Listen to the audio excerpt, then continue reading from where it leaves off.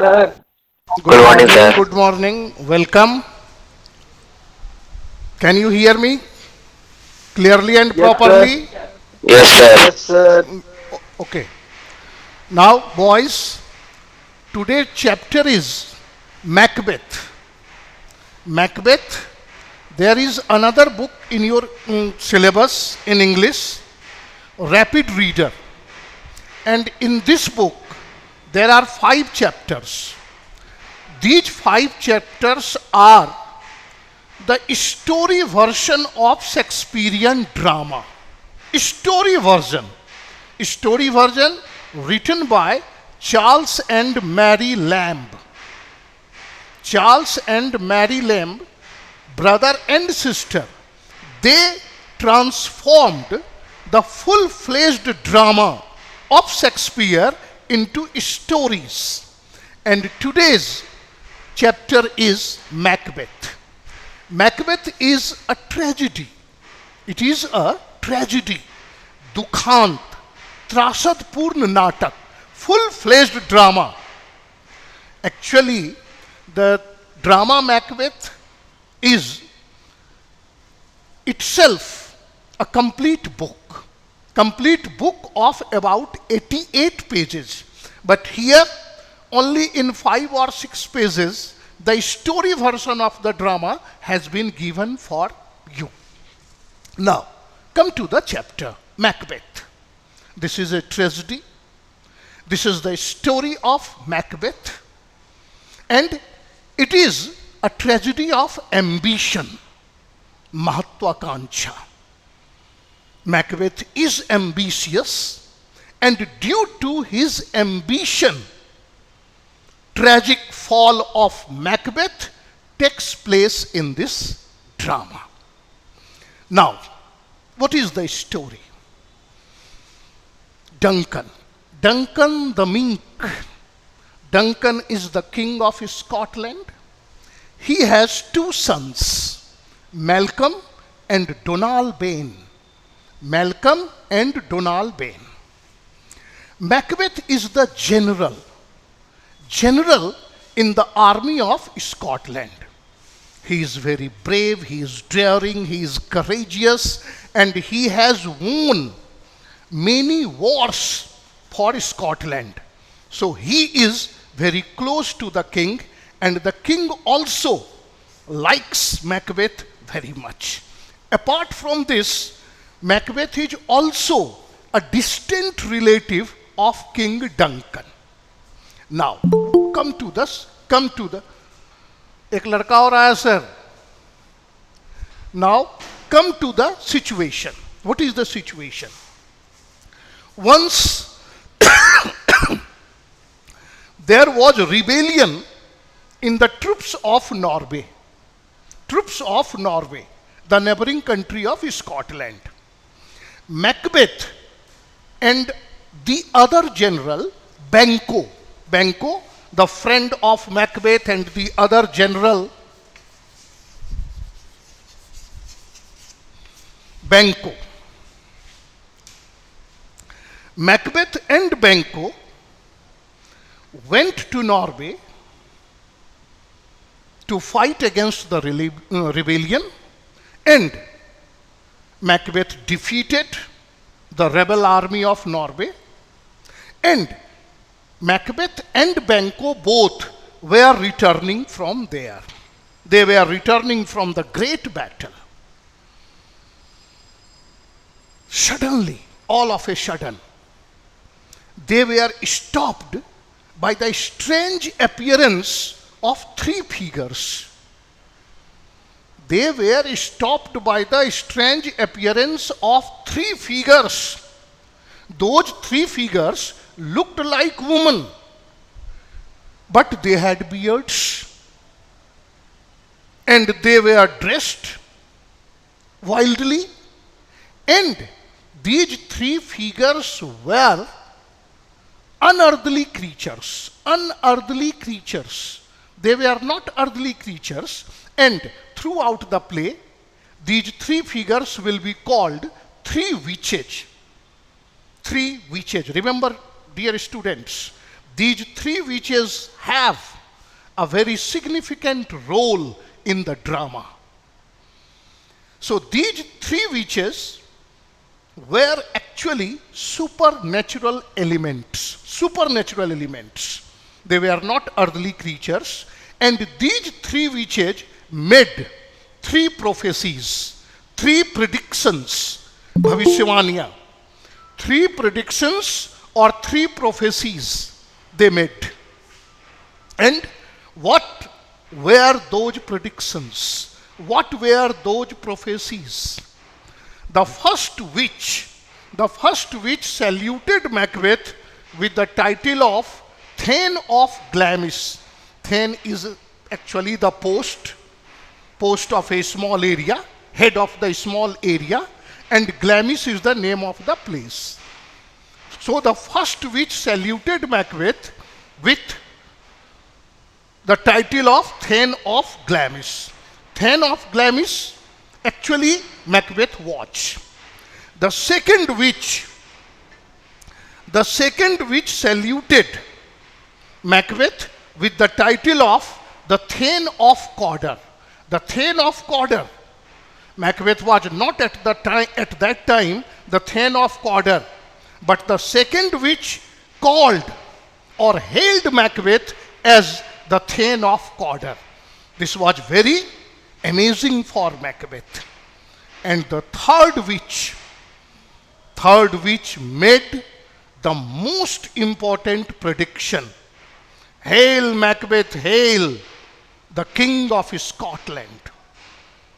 They made a prediction, they prophesied that Macbeth would be the King of Scotland. It was quite unbelievable. Scotland had already a very good noble king. Duncan had two sons, so there was no chance. There was no any opportunity for Macbeth or anyone to become the King of Scotland. But here are the prophecies. Here are the predictions. Banquo was also with Macbeth. Banquo laughed at the three witches and he asked lightly, "What about me? You are telling everything about Macbeth and you don't say a word about me. What about me?" Then the three witches made a very peculiar prediction. What is that? To be lesser than Macbeth and greater. Lesser than Macbeth, but greater. Not so happy, but much happier. And more importantly, these three witches also prophesied that Banquo would never be the King of Scotland, but his successors would be the King of Scotland. These predictions set the foundation stone of the coming events. Macbeth was a brave general. He was favored by the king. He was very popular. He was a good man. He was a brave man.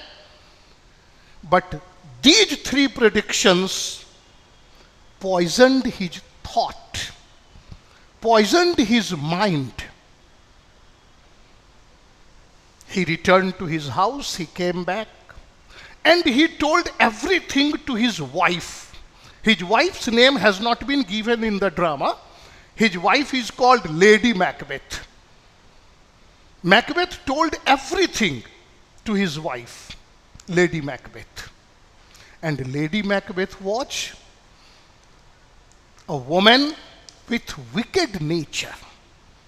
She was a woman with wicked nature. She had evil thoughts like that, and she at once planned. She at once conspired. She at once came to the conclusion that if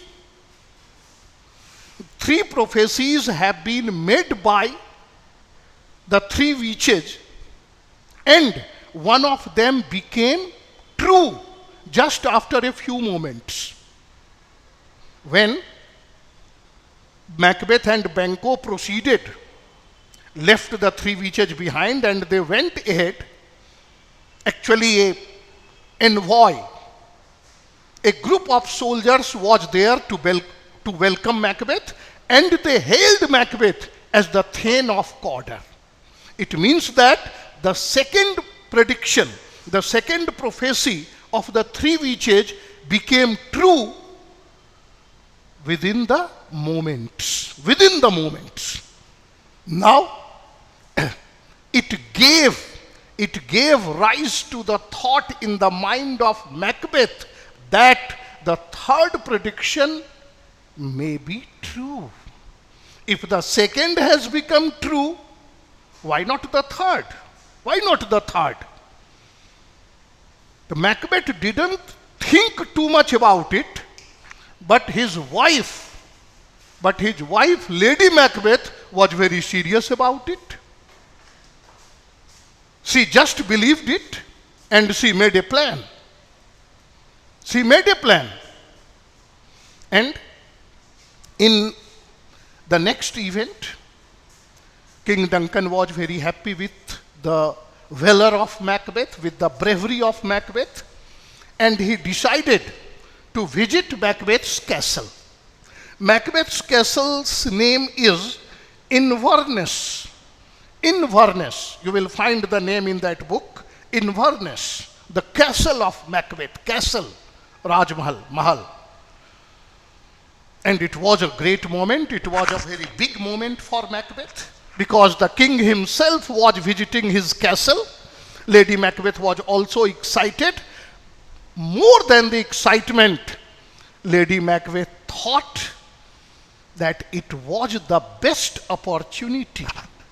Perhaps the destiny is playing a favorite game or favorable game with Macbeth.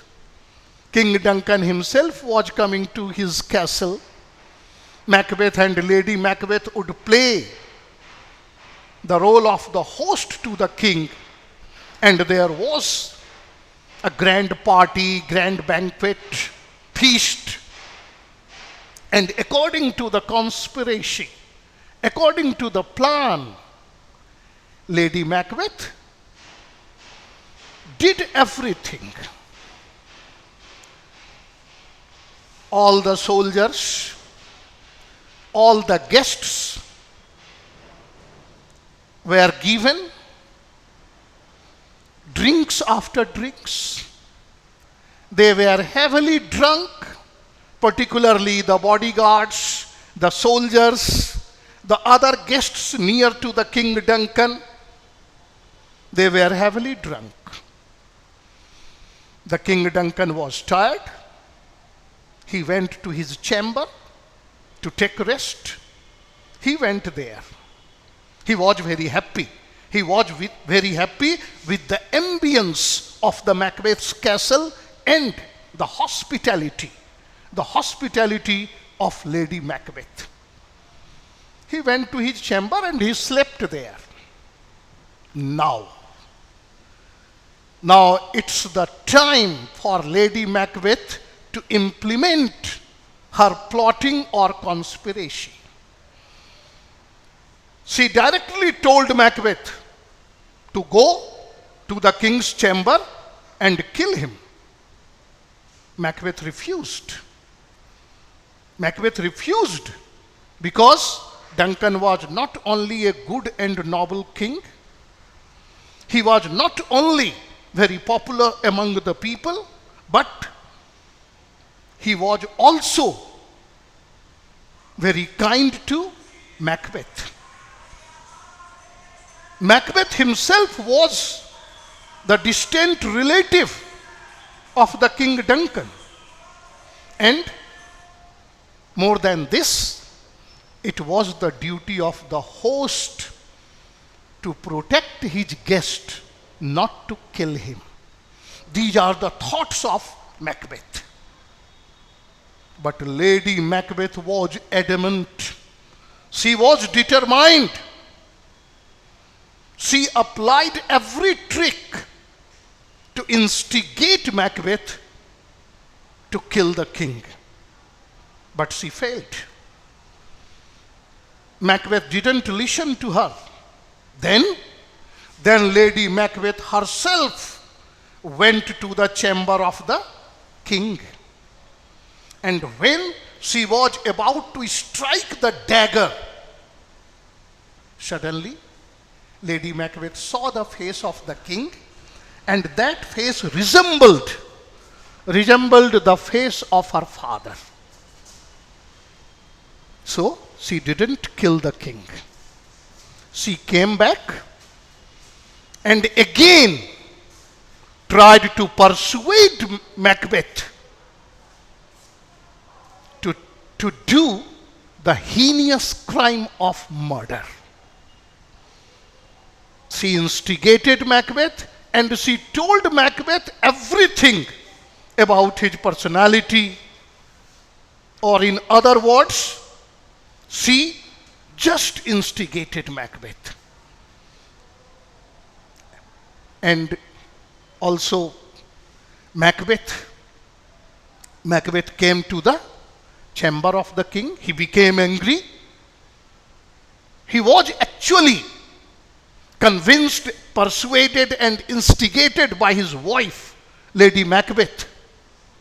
And he had no other option but to do the heinous crime of killing his own king. Macbeth went to the chamber of the king and at once killed the king with his dagger. He stabbed the king with his dagger. And look at the character of Lady Macbeth. She had planned everything.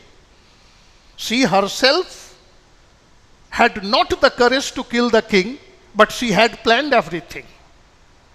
Two grooms, here grooms are just bodyguards, two grooms were sleeping in the chamber of King Duncan. When the blood came out from Duncan's body, it was Lady Macbeth. It was Lady Macbeth who just put the spot of blood on the hands of grooms, cloths of grooms. Macbeth was nervous.